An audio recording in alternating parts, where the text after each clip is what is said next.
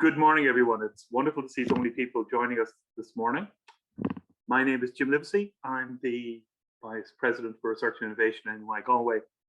And I am really pleased to welcome everybody to this webinar on behalf of Campus Engage. It is wonderful to see so many people from so many community-based organizations, policymakers, etc. here with us. It's obviously a huge appetite in the community and among all our stakeholders to confront the challenges that have been raised for doing professional research, doing engaged research during the pandemic. And this is what we're here to talk about this morning. And the key thing, engaged research is all about including the end users, the beneficiaries of research in the research practice, in the design of research and in its enactment. And the examples we're going to talk about this morning are wonderful exemplars of best practice in the field, and I think are beautiful prompts to further development and further imagining what we can all do together. I really want to thank the organizers for initiating the webinar. We have a huge interest. In fact, it's been overwhelming. It's been wonderful. So we are going to try and practice what we preach and have as much engagement as we possibly can. Happily, we have Michael Foley, the program manager from Trinity, who's expert in this field to lead us. And he is also one of the principal author, I think the principal author of the new Campus Engage How-To Guide, Doing Engaged Research Workshops Online, for which there's a link in the chat, which will back up and reinforce some of our collective learning this morning. We will leave a lot of space at the end for questions. Can I ask you to put your questions, your comments into the chat? I'm sure we're all used to doing that. We're all experts at this kind of Zoom webinar now. And now what I'd like to do now is hand over to Michael to start our proceedings. He'll say a little bit more about the publication and lead us in a little exercise. Over to you, Michael. Thank you very much, Jim. And it's a pleasure to be here. And it's great to finally be launching this publication, Engaged Research Online Workshops, as you can see here. And I suppose what is important for us, as Jim has said, I'm in Trinity. I'm in the PPI Ignite office there, which is about public and patient involvement in health-related research. So it's very important for us that we continue to encourage researchers to keep engaging, to keep getting involved, to keep reaching out to new people and trying to keep, maintain and start relationships with members of the interested public and with patients. And I think what was really clear for us was that on one side of it, I think when last March happened, everybody felt at a bit of a loss. All of the things that we were used to doing, we suddenly couldn't do them anymore. And I think some people just really felt overwhelmed by that and felt, well, you know, I'm just going to have to postpone everything, or I'm just going to have to cancel everything. And at the same time, also all of these wonderful relationships that they had built, the people on the other end of those relationships really needed to have as much contact as possible. So you had this awful perfect storm of people feeling so overwhelmed that they couldn't reach out, and yet having these constituent audiences and groups that really needed to feel connected and feel involved, and that the people who potentially could have contacted them weren't there for that. So I think what we all did when we started to crawl out from behind the back of the sofa and from under the blankets, as March turned into April, turned into May, I think people started to practice. They started to try new things. They started to, I hate the word, but they did start to pivot. They started to look at where they were at and move across into trying to do things online. And really from the very beginning, Campus Engage was having those conversations, trying to encourage people to look at new ways in which to do their engaged research. And that I think we're now in a position, partly because of the publication, but also then because of the great stories that we have heard we are in a great situation today where we can actually celebrate some of that. We can discuss it. We can discuss some of the challenges that people have faced, but we can also hear how some people have done it well. And I think what's always really useful, I don't ever think of myself as an expert in this area, but what I think is always really useful is to remind everybody at the start of this that we're living through a pandemic and life is really hard, and that anything that you've managed to do in the last 12 months, you ought to be applauded for it. Maybe it didn't go fabulously well. Maybe it wasn't fantastic. Maybe people didn't react with the kind of enthusiasm that you were looking for, but you tried something and you did something, and doing that during a time of national crisis is worth celebrating. So if you come away with nothing else from today, just at least pat yourself on the back for what you did try to do, or what you're about to do next. And that's where we're hoping that the publication will be able to support you. Really, in terms of the conversations that I was having with facilitators, with engaged researchers, it was really about focusing on, well, we can't do this and we can't do that and we can't do the other. Now, how do we keep maintaining the relationships, the stakeholder relationships that we have? How do we reach out to the civil servants who feel completely overwhelmed at the moment?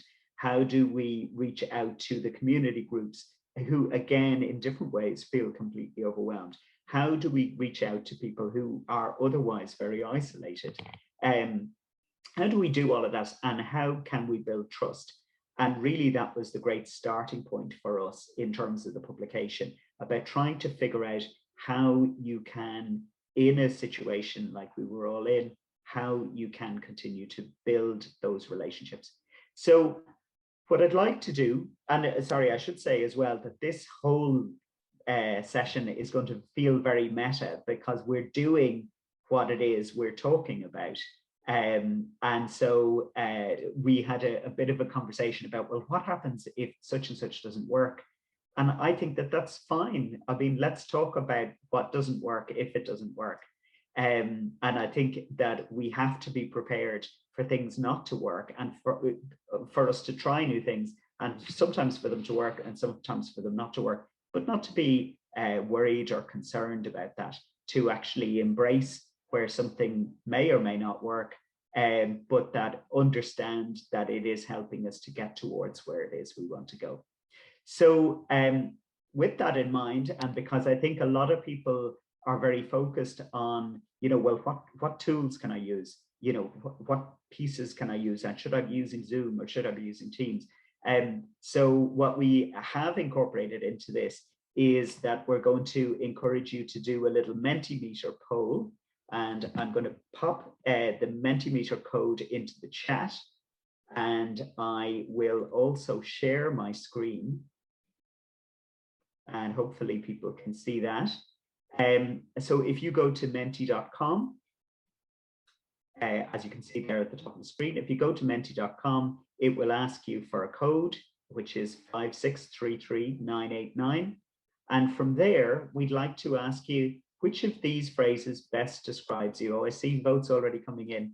My engagement with stakeholders has gone down. My engagement with stakeholders has improved. My engagement initially took a hit, but is now improving. Or my stakeholder engagement levels have stayed the same. Oh, I love to see votes coming in. It's great. I think Irish people have an obsession with votes and voting. All those people who just switch on the Eurovision when the voting comes on. I think we love a good vote. So, okay, it's really interesting to see now that the majority of people are talking about that experience, a little bit what I was describing earlier on, that U-shaped feeling that their engagement took a hit, but actually is now in the position where it feels like it may be improving. And I think that that's very positive. Okay, I'll let a few more votes come in, but it's certainly, that looks like the direction of travel for us. And I would hope that for those of you who now feel that this is improving, I would hope that the publication will probably affirm some of the things that you've actually been able to do and may give you some other ideas about things that are possible, or may give you an idea that actually I've been doing it like that and it's been kind of working, but not really. But now that seeing what somebody else has done in this area is really giving me an idea about what it is that I might do there. So, okay, almost half of you are in that U shape there of feeling that it had initially took a hit, but is now improving. So what I'd like to do is I'd like to ask you all a second question. And that is, what has been your biggest challenge to online engagement? And this will appear as a word cloud. Now, while you're voting on this, Zoom fatigue. Yes, I hear you. And it's not lost on me that people are talking about Zoom fatigue on Zoom. So what I'm going to invite you to do is to continue to keep populating that fear of technology. Yeah, I hear you. Body language, Wi-Fi connections. Yes, I'm waiting for somebody to type in cat walking on screen. Yes. Okay, lack of eye contact. Yeah, I'm seeing it. I'm seeing what you're saying. That's fantastic. So what we're going to do is we're going to let that build. And then when we've heard from our speakers, I'll actually show you what the final one looks like. And then we'll be able to talk with our speakers about what's coming up in that. So yes, please feel free to keep adding to that. And we'll come back to that word cloud after we've heard from our speakers. So if I could bring you back in there, Jim. That is so interesting, watching that build as it in real time, Michael, isn't it? Yeah. I've heard of action research, but that is really action research, right? Somewhere in the exciting. back of that, there's a data analytic working. I can feel it, that we're doing some analysis on this even as we speak. Okay. Sorry, Jim, I didn't get ethical approval for publishing a paper or anything on this. I'm sure we can get something live now and then. Colleagues, thanks so much for your engagement and your willingness to be part of things. And thank Michael again. I think it deserves repetition. The work that Michael and the team have put into this publication is really welcome, and is part of a journey I think the entire research sector is on. And I think it will have a huge effect and make a huge contribution and really help people in practical ways to achieve the goals that they're trying to get to. And can I remind you that we will have a Q&A section at the end. We're not going to talk to you the whole time. And to use the chat, please, if you could put the questions in there. We'll have people working in the back to put questions together, and we'll deal with as many as we possibly can in the last 45 minutes. But at this point, I'm really looking forward to hearing some of these examples of engaged research that we're about to encounter. And these really are wonderful exemplars of the kind of work and the quality and value of engagement to the quality and value that is given to research by the process of engagement. The first person is going to speak to us is going to be Dr. Mary Claire O'Sullivan. She is currently Secretary to the Citizens Assembly on Gender Equality, and she's had a 20-year career in the civil service, mostly in the Department of the Taoiseach, and she's had roles such as the head of the Economic Policy Unit and the head of the International Unit. She was also Secretary to the Innovation Task Force and led the cross-departmental regulatory impact analysis planning project.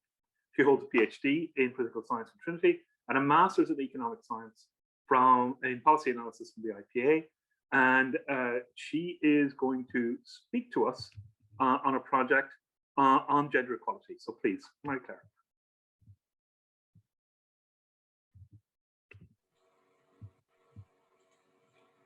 So good morning, everybody, and thanks very much to Kate for inviting me to speak to you all today. There's many angles really I could touch on when discussing the Citizens Assembly. There's just so many different dimensions to it. But today I'm going to focus on the two aspects that I think are most relevant to you all and to today's theme, which is the journey of our Assembly online, unexpectedly, and then the role also of research and expertise in the Citizens Assembly. First of all, I'm just going to give a bit of background to those of you who may not be familiar with our work. So as many of you may know, in the Irish case, the Citizens' Assembly has taken the form of 99 people randomly selected to be broadly representative of the Irish population with an independent chair. And the Assembly is established by Oireachtas resolution. Now, in our case in gender equality, we got a very detailed resolution with great ambition in terms of the topics we needed to cover. So just to summarise, those were gender norms and stereotypes, care, leadership, pay in the workplace, and structural economic inequality. So each of those could have been a PhD thesis all by itself. So leaving aside any online dimension to this, really a big challenge was to translate these themes into an achievable work programme with limited time with a group of non-experts, members of the population randomly selected. Our members met for the first time at an inaugural meeting in January 2020, and then they started their work in earnest at a meeting over the 14th to the 16th of February 2020.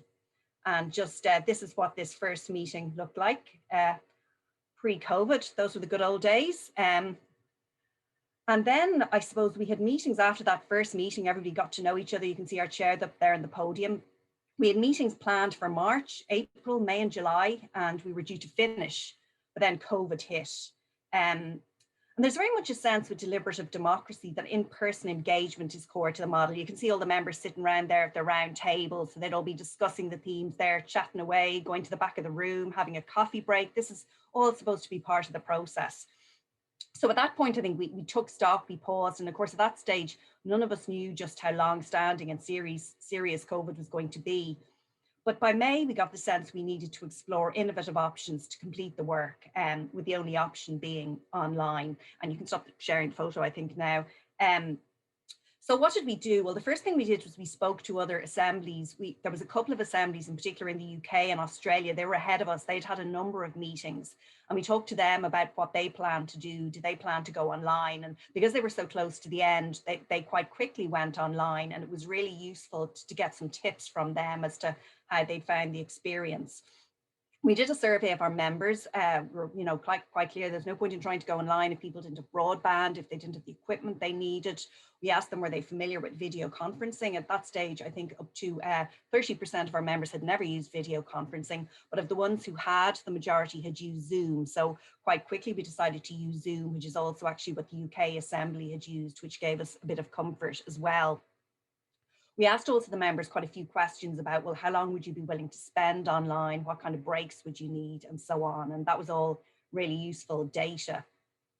The next step we took then was we decided we better do a pilot and see if this is really going to work. So in July then last year, we did a kind of a pilot online seminar. It wasn't a full meeting, but we thought it was a good opportunity for our citizens to get back together again and for us to connect with them.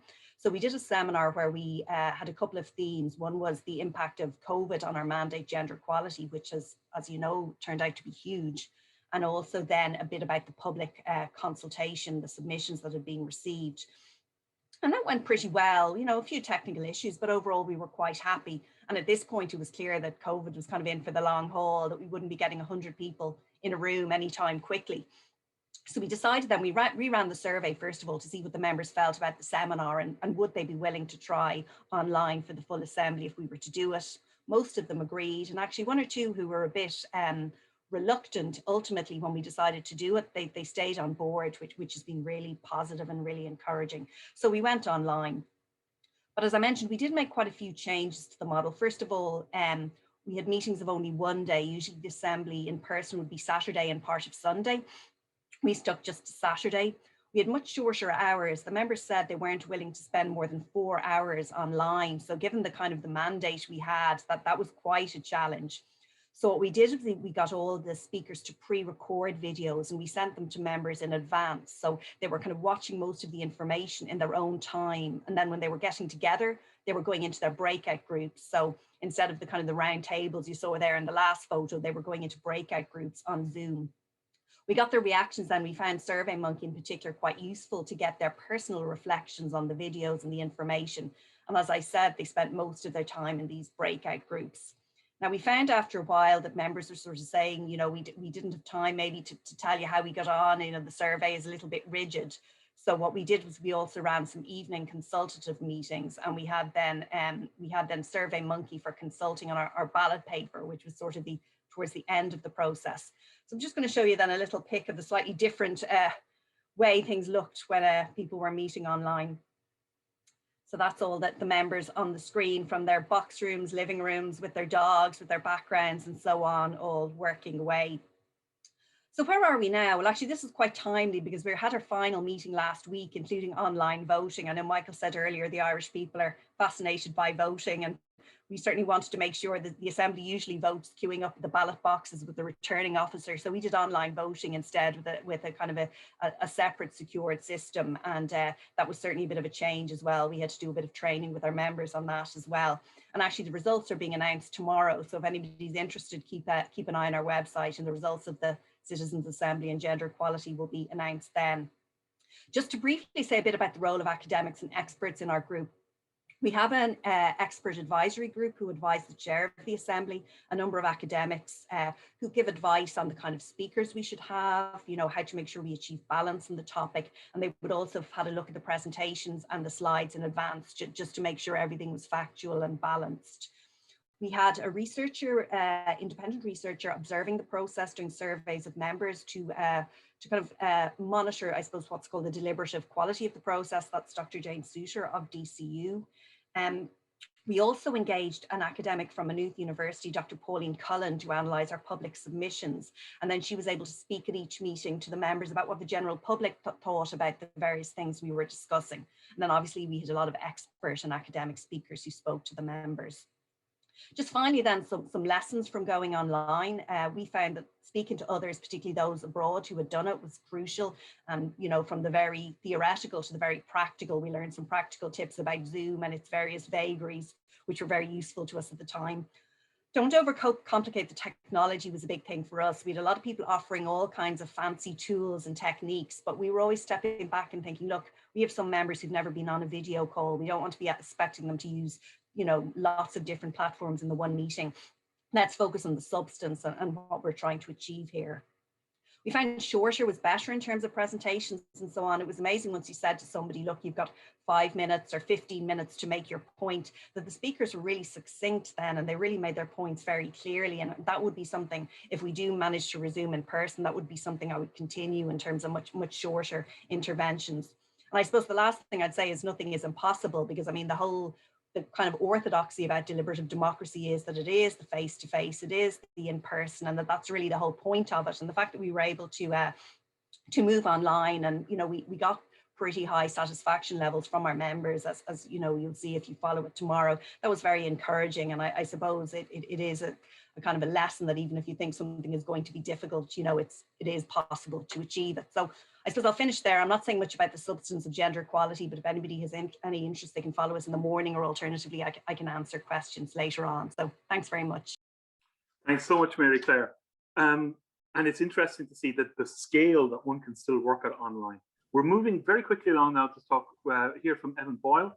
Evan is currently completing a PhD funded by SFI at the Marai Centre. He's analysing a multi-stakeholder approach to a socio-technical transition to low-carbon society on the Dingle Peninsula. And I'm fascinated to hear what this has to say. Fire away. Cheers, thanks, Jim. So hi, my name is Evan Boyle. Like Jim said, I'm a PhD researcher in Marai. And I'm going to talk about some of the research I've done as part of my PhD, supported by Aoife Dean, who's the Communications and Public Engagement Manager, and working alongside some of my other colleagues in a kind of a transdisciplinary research team. So I'm going to speak to the societal challenge of climate action, clean energy, and sustainable cities and communities. And within that, I'm going to touch briefly on the research, outline what the research is, and then get into this kind of online space and the fact that we've had to move online in our engagement with different stakeholders. So first, just to think about in terms of the societal challenge, the challenge we're interested in at a broad level is climate action as a global issue, which we all face, but also on a national level. So the climate bill, which was published this year, is setting low a pathway to net zero emissions by 2050.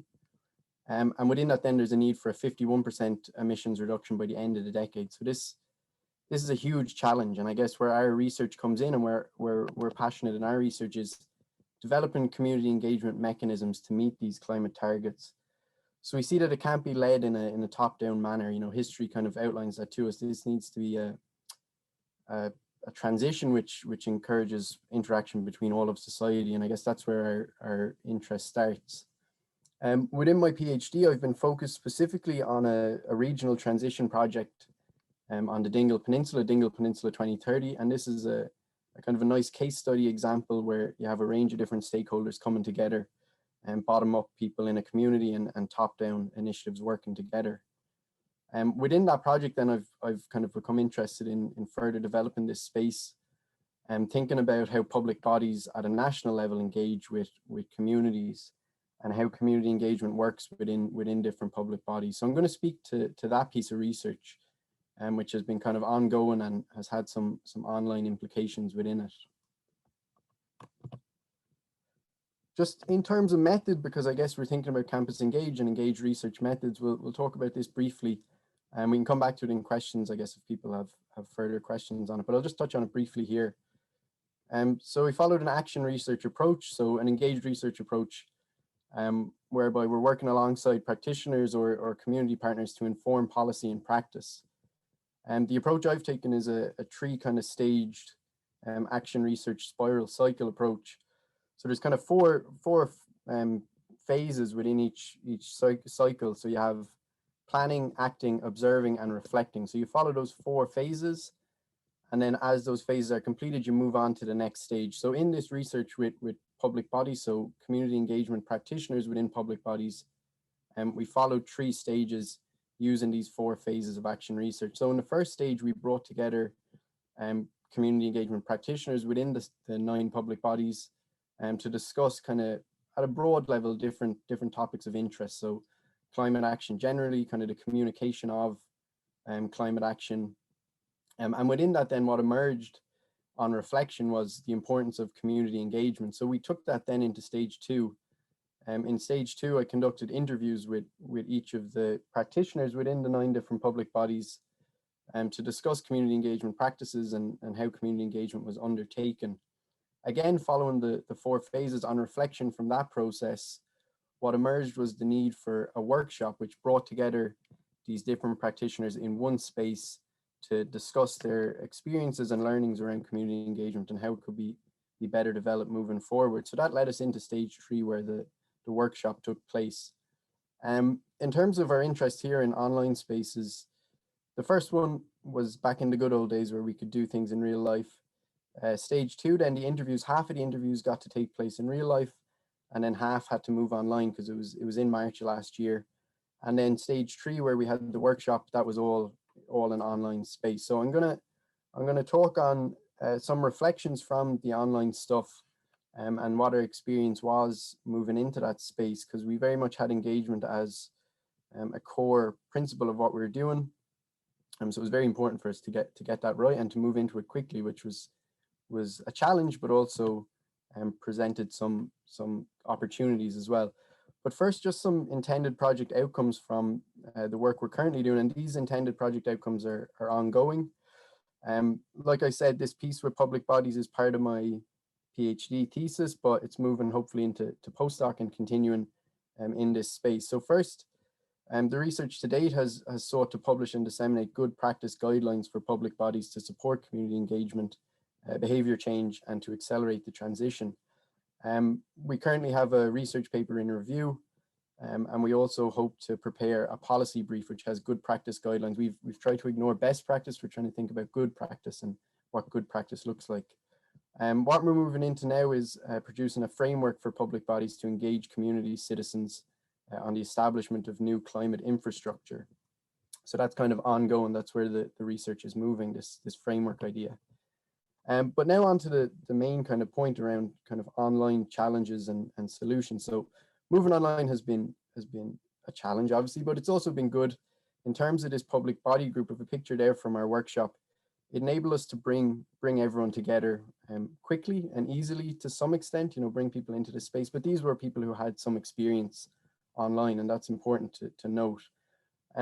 Some of the findings, I guess, that we need to draw out, or some of the topics we need to think about. You can bring more people to the table, but it also, we have to think about digital divides, confidence issues, broadband. These challenges that people are thrown into the Mentimeter are really important, and we've seen them as well. For a research body, it can save money to some extent due to like travel. It can also broaden the audience, even the audience for this event today, if you think about it in those terms. But also can be quite labor intensive. So our experience of having this online workshop, we had 6 people within MARA involved, and also had the help of facilitators. So we had quite a lot of people, considering we had just 2 breakout rooms, but we needed a lot of people, and that's important to bear in mind when moving online. The more help you can get, the better, if the help is available. Another challenge, and especially when we're thinking about engagement, is connecting with people virtually can be more challenging, obviously, than in-person engagement, particularly when people don't know each other. So it becomes much more difficult and challenging to form networks. With this public body group, we've continued the group through informal coffee mornings. So we meet once every 6 weeks and have a coffee and a chat and talk about these issues around community engagement. So we've been luckily able to continue the network, but it is a challenge and something which you need to think about if that's what you want, and what's the best way to keep the network going. It's also hard to read the room, and spontaneous interactions don't really occur. Often you have the best chat at the end of the presentations, over a coffee with just one person, or whatever the case may be, a small group of people. And that can be quite hard in the online space. So it's trying to figure out mechanisms to make that take place. Finally, I guess, whether engaging online or offline, the support of an engaged research advocate within your center or institute or university is very important. And I've worked closely with Aoife Dean, who I mentioned at the start, and she's kind of supported me through this kind of move online and has made it more seamless. And we've been able to continue our engagements throughout. So I guess that's kind of just some of the tips and challenges we have. I'd be happy to talk more about either the specifics of the research, or we could talk more about the online stuff in the chat function. So yeah, thank you very much. You're on mute, Jim. Jim? Yep, thanks so much, Evan. I forgot to unmute myself. And it's really interesting to see the level of reflection on the practice that you're bringing to the process as well. I'd now like to welcome Kevin Quaid and Laura O'Philbin to speak to us. Kevin is another man of Munster, but a Limerick man. Strongly associates his own journey of living with Lewy body dementia with the fighting spirit of the Limerick hurling team, which I think we've all recognised in the past few years. Kevin is a member of the Dementia Research Advisory Team, and Laura is Research Officer at the Alzheimer's Society of Ireland, and she supports and develops the Dementia Research Advisory Team. And this is a group of people living with dementia and the carers and supporters who have got involved in research on a public patient involvement capacity, and they will speak together of their experience. So Kevin and Laura, please. Good morning, everyone. I'm Kevin Quaid, and I actually became the first person to write a book from a patient's point of view on Lewy body dementia. It's called Lewy body dementia, Survival and Me, and I'm vice chair of the European Working Group for People with Dementia. And this is my colleague Laura from the Alzheimer's Society of Ireland. Morning, Laura. Morning, and thanks everyone for having us here today. So I just thought I'd start off by kind of explaining a little bit about dementia. So dementia is an umbrella term, and it includes a range of conditions. So most commonly you'd have your Alzheimer's disease or vascular dementia, frontotemporal dementia, Lewy body dementia, which is what Kevin lives with, and there's several more. And even though we're called the Alzheimer's Society of Ireland, we actually support people affected by all types of dementia. And at the moment, you'll see these statistics here on the screen. It's quite shocking. So 30 people will be diagnosed with dementia today. There are 64,000 people living with dementia in Ireland and 180,000 family carers. And these numbers are actually set to double in the next 25 years. So when you think about that, it's really concerning numbers.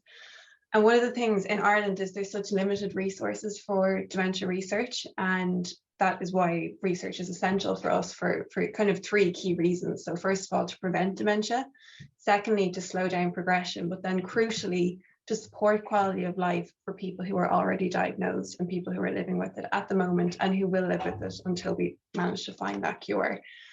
So to support research and to make sure that that lived experience is heard and that our limited resources are spent in the best way possible, we developed the Dementia Research Advisory Team.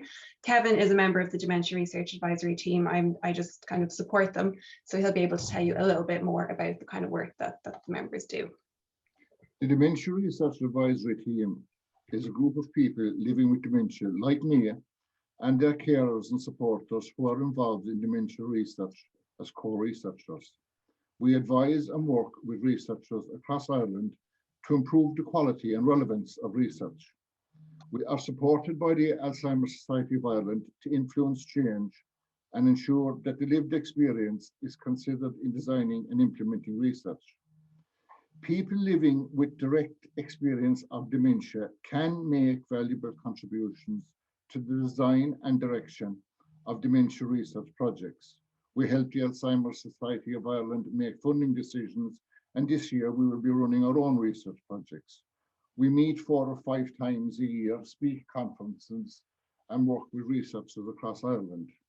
Due to the fact that I have Lewy body dementia, I have a lot of paranoia, fear, and heightened emotions, and there are days when I just feel like a complete burden.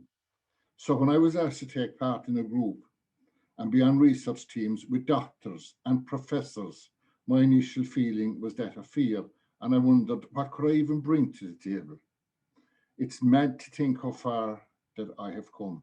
Recently, I worked with Dr. Andrew Wormald from the University of Limerick on a research project about dementia and loneliness.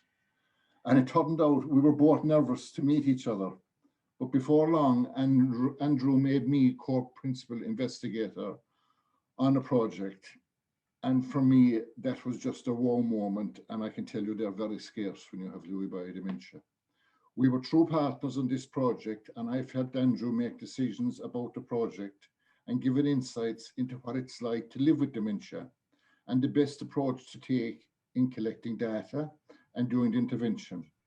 This was engaging research at its very best and not just a box ticking exercise. While I was working with Andrew, I felt truly valued and useful, and we are now doing more work together. Laura?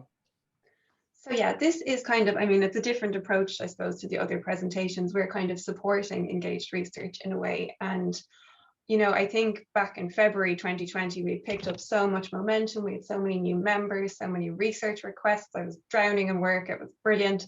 But then almost overnight things, you know, changed as they did for everyone when COVID struck. So we needed to move online, and we needed to move online quickly to make sure that, you know, our members were still being engaged and that we could kind of provide the same sort of collaborative spirit that we had always done. So to do this, we had to kind of support people to get online. And for some members like Kevin, this transition was really straightforward and really seamless, although he does like to remind me that he misses his pints in Dublin when he comes up for his meeting.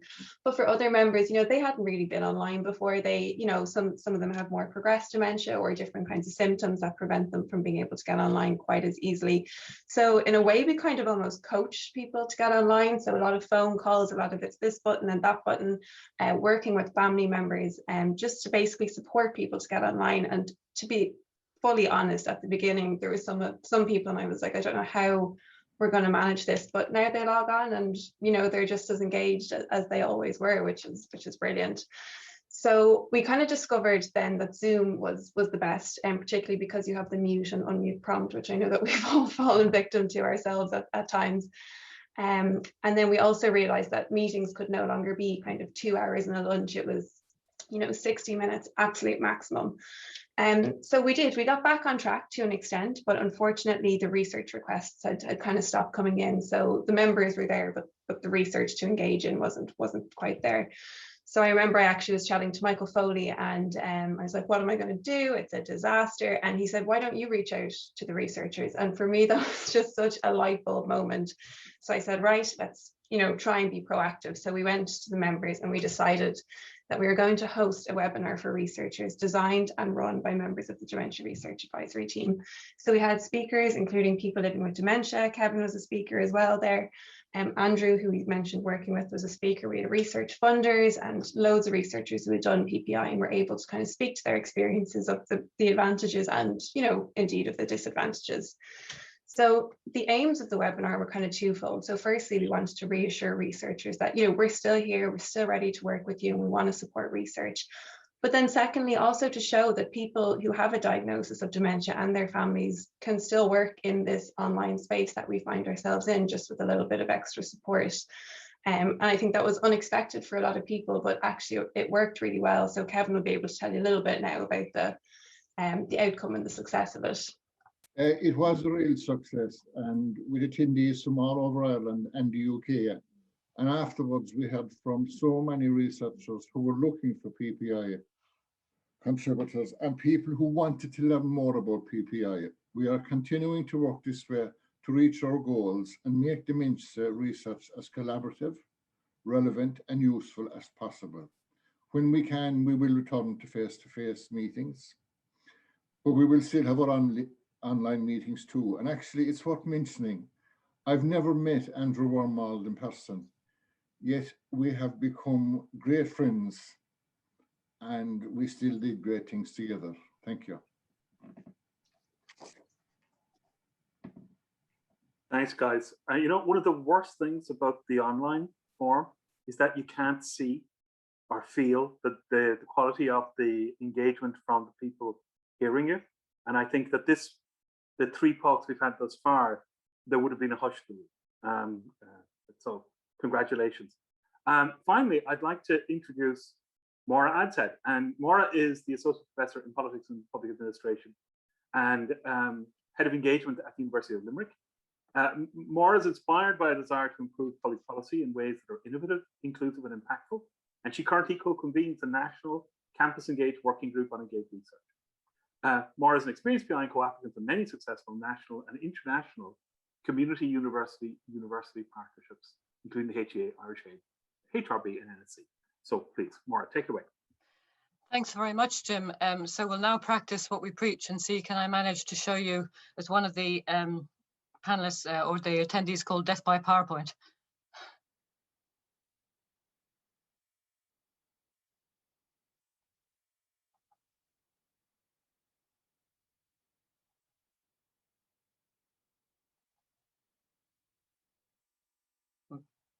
Oh, okay. Phew, that's the first hurdle of engagement online. So thank you very much, Jim. I'm talking about a Limerick project, Limerick Let's Talk About Our Mayor, which was a public consultation exercise initiated by Limerick City and County Council just before the COVID pandemic struck. So we weren't planning for a pandemic at all. But then I don't suppose anybody who does a risk assessment is really planning for a global pandemic either. What you're looking at here is a poster that was designed by young people from Limerick Youth Services who were working with a group of adult learners from a selection of Limerick communities. And in both cases, we were mixing people from the city and from the county. And this poster here was the initial design of the messaging for a public consultation that we were planning. So it was planned to be a face-to-face public consultation, a ripple effect between community groups.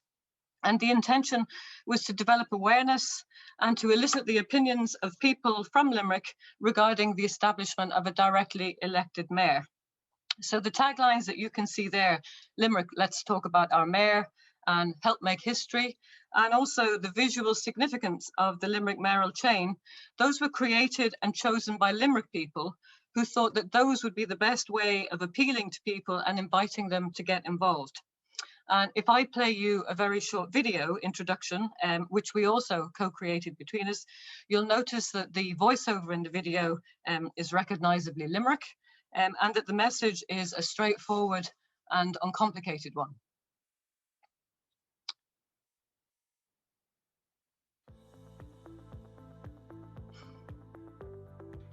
On May 24, 2019, the government asked the people of Limerick City and County if they would like to establish a directly elected mayor with executive functions. Up to now, the Mayor of Limerick is chosen by the council and has a largely ceremonial role. They keep the job for a year and then it's someone else's turn.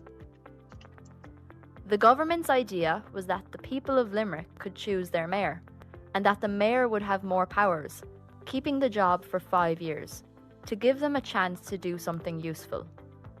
Not everyone thought that a directly elected mayor would be a good idea. When the people in the cities and counties of Cork and Waterford were asked, they said no thanks. Creating a new position in the council was always going to be tricky, and the government wasn't even sure if people would like the idea. So when Limerick voted yes, the council thought it would be a good idea to take a pause and go back to the people to see what they thought. The council invited the Department of Politics and Public Administration in the University of Limerick to arrange a series of public consultations across the county to find out Limerick people's opinions about the new mayor. Limerick will be the first, and so far the only county in Ireland, to have a directly elected mayor with executive functions. You're here to help us make history. Oh. Okay, so now you see what it was we were about. And I'll explain how the engaged research approach was absolutely indispensable to us. So when we moved online, the project became an exercise in using all of the networks and the alliances that we already had, because we were a collaborative group of differently interested stakeholders. And that was the only way, by using our networks and our links, that we could achieve the best reach in an online COVID situation. And you have to remember that this was just at the very start. So we had developed this in the end of January and February, and that was before the COVID restrictions. So as we were developing this, it was before everybody was a tech wizard and before everybody was using Zoom. And that's really where the fact that we'd used an engaged research approach and designed the project in collaboration with community partners in the very first place really saved our bacon. Our engaged research approach meant that we were already a collaboration between the university and between a number of community projects that were already existing and supported by the university, but also between Limerick Youth Services, who have branches and activities all across the county, and also between the Limerick Public Participation Network, who were completely invaluable. And added to that, we were supported by Limerick City and County Council. We were supported by, as it was named then, the Department of Housing, Planning and Local Government. And we were also supported because we had a partner, a technical partner, eTowns, a digital development company, who helped us with all of these wonderfully knacky videos. And it was that mixture of enterprise and expertise that enabled us to reimagine the whole process. So to answer one of the questions that came up in the chat line, we would never have been able to pivot if we didn't have a diverse group that had all kinds of connections, links, ideas and innovations that quite simply one researcher in the Department of Politics would just never pull off. So we were able to move online, and how we did it and what the methodologies were, I'll let Naomi, who seems to be better at explaining this than me, explain to you in the next video. How does it work? The original plan was to invite community groups to host a consultation and try to ensure that as many people as possible got a chance to give their opinions and ideas.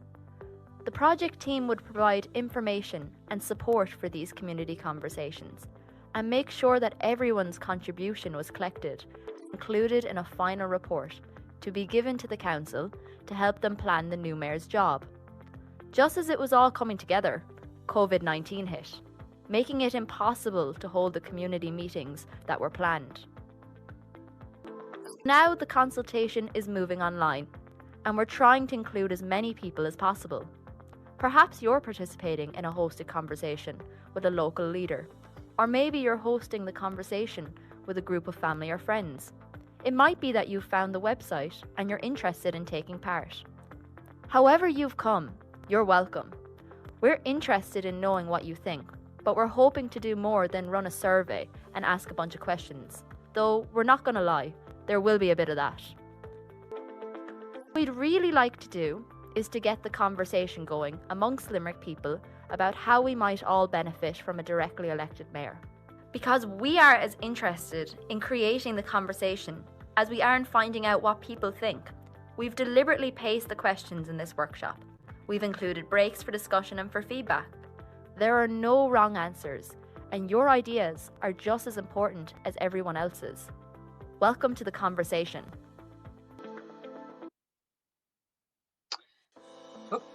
So there you go. There's a little insight into what you can do when you've got an engaged research group that combines all kinds of skills that you didn't think you were going to need. If we look at the outcomes, well, we are going to get a directly elected mayor. The press release there shows that we're anticipating probably in July that the motions will be set for an election. I think the big outcome for me at the bottom of the screen there was the creation of a website. So when I had initially embarked on this project, I didn't think I would be learning how to animate videos. I didn't think that I would be doing recordings. I didn't think that I would be designing websites or online facilitation. I learned so much. In fact, in many ways, it's kind of the joy of being part of a project like this is you really do learn, and it really is exciting. But also, I think what we definitely hoped was an outcome was we began to learn how much stronger we are together.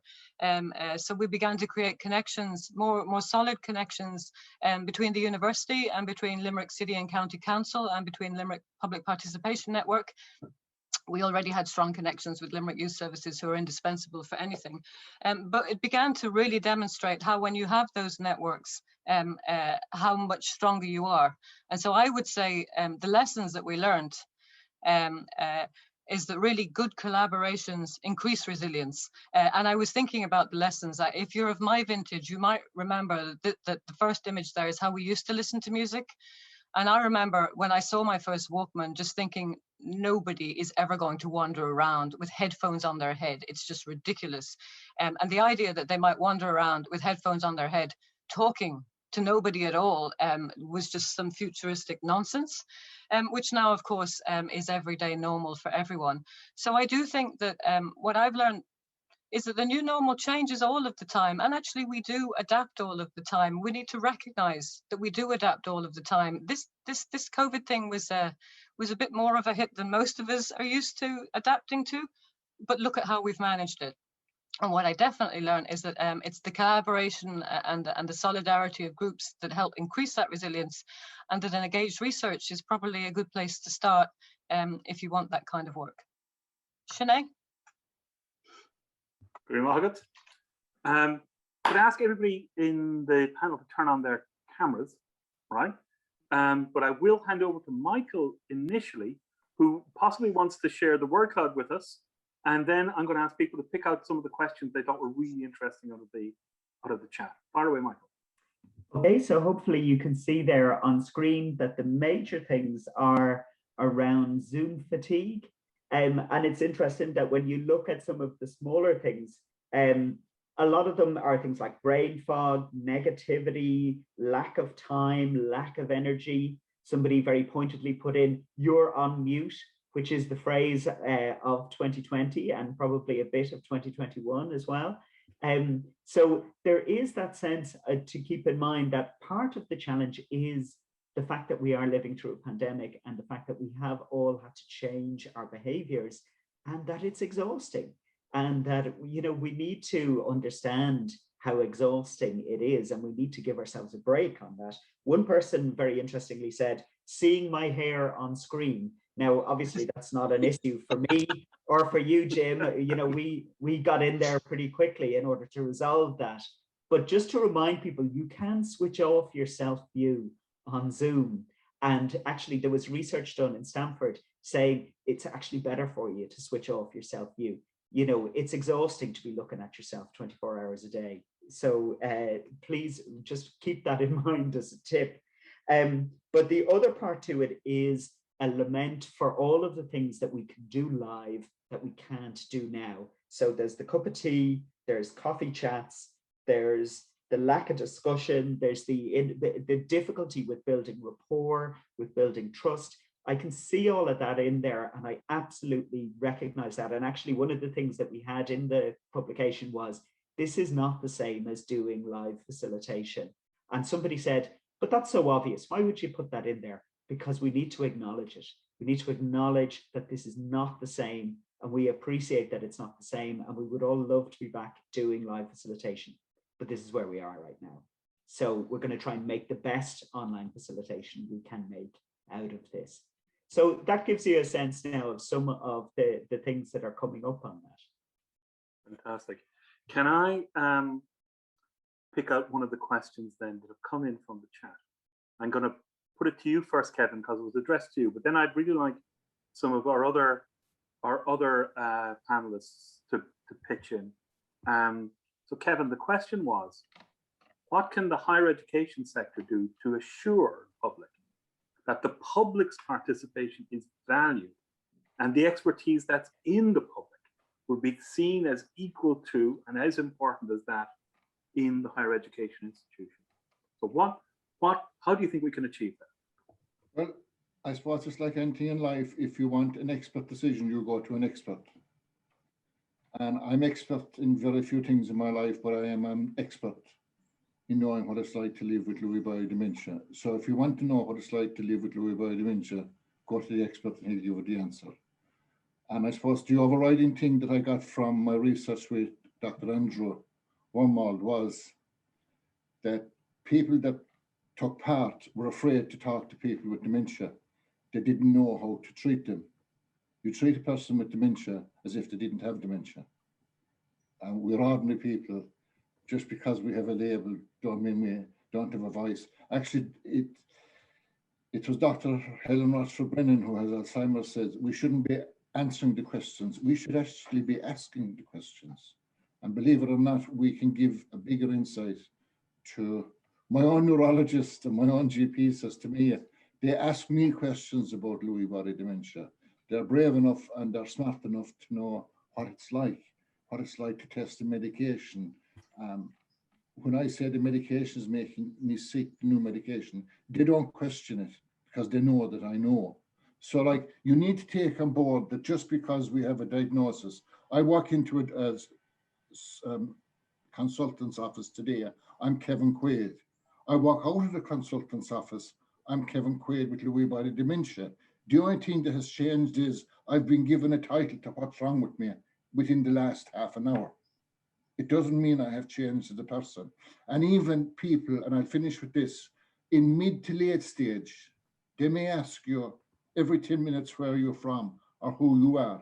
But in between, they'll talk about stuff that happened to them 10, 20, 50 years ago. And I call them golden nuggets that you find when you're gold mining. You'll find a little nugget. And if you listen to them and listen to what they're saying, you're going to go, wow, that makes such sense.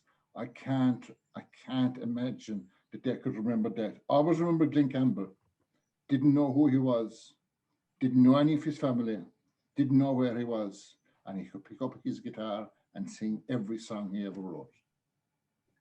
I think what I'd respond to there, Kevin, is the absolute centrality of respect in all research processes, respect and trust, that everybody who's involved has to be shown equal respect, and everybody in the team has to trust one another as part of that. I think it's really powerful. Would anybody else like to come in on this question of how do we ensure the respect and the engagement of people who aren't in higher education institutions in the research process? I think one thing that really hit home for me, I saw a presentation once before, and the person presenting was Dr. Emma Doris. She said, look, this isn't about altruism. You're not including the public because you're a good person or you're nice. It actually makes the research better. And I think if that's kept in the back of everyone's heads, that it's not about being a nice person or helping all those people, it's actually making your research better. And I think that that's what can drive a lot of people. I think that's really important. It's wonderful. I think we've got time for one more question. This one was directly to Evan. How has your view of research process changed from your own engagement in engaged research? I thought it was a nicely reflexive question. Yeah, I guess at the start you're kind of worried about where it'll take you and what direction, having that openness to engage in effectively and listening effectively and taking on board what people are saying. At the start, I probably would have had some hesitance of where will it lead? Will there still be research to be done, or will that research still align with what I want to do or whatever? And I guess I've learned that if you can go in and listen and build that group, whoever the group you are engaged with, in my example, it's either the public bodies or the community group down in Dingle, that if you listen to what their needs are, I guess there's ways to align the research and the needs that will make sense. And I don't think that would always be the case. Maybe I've been lucky, and maybe I've been lucky in my case that they have been able to align. But building that true engagement, building that foundation of what the needs of a community are, or what the needs of a group of practitioners are, and trying to find the alignment between your research and that. So I think that's been useful. But the one issue then is time needs to be taken in, and then managing your time. I still have not a concern, because I do it and it's fine, but there is a time thing that people need to factor in, and that leads to the bigger institutional issues within universities of how time is accounted for in these sort of processes. But that's probably for another day. For another day. Colleagues, we are right up against time, and I know this is not even close to everything we even want to say for a beginning of a process. I just want to thank all the presenters for the insight and for the news. I thought I was up to date on engaged research, and I've been blown away with some of the stuff I've learned today. We will, as you there was a link already to the publication, and Kate and her team will be driving forward and looking to continue this engagement with you, with all the stakeholders in research. And we look very much forward to the next time, and hopefully even in person, where we get together and discuss these issues again. So my thanks to all the presenters. My thanks to Kate and her team for organizing this. My congratulations to everyone who's been involved in the publication. And I look forward to the time when we can all see one another and speak to one another with greater fluidity. It's long ago. And Jim, just before you go, what we're going to do now is we're going to leave the Mentimeter open, because we're going to ask you one last question, but you'll be able to come off the webinar itself. But as you can see, we want to ask you what you would like to see next, and we're going to leave this open until lunchtime, until after 1 o'clock.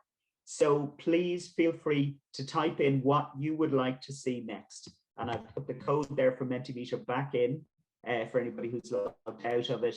Please let us know what you would like to see next in terms of supporting you with your engaged research online. And that then will help to inform the work that Campus Engaged does.